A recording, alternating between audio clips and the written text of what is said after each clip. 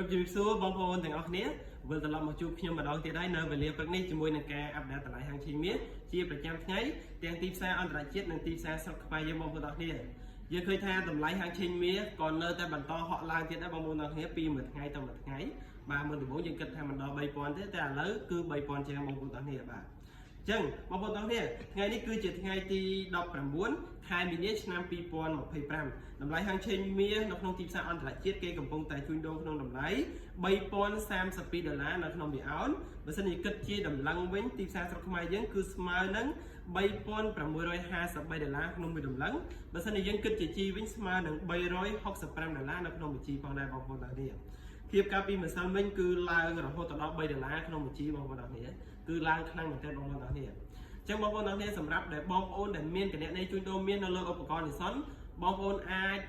ចាប់យកឱកាសទិញបានបងប្អូនទាំងគ្នាណាយើងអាចទិញបានហើយសម្រាប់បងប្អូនដែលអត់ទាន់មានគណនីទិញលក់មាសក៏បងប្អូនអាចទំនាក់ទំនងមកខ្ញុំបានផ្ទាល់ក៏បានដែរដើម្បីទទួលបានឱកាសចំណេញមួយនេះបាទអរគុណច្រើន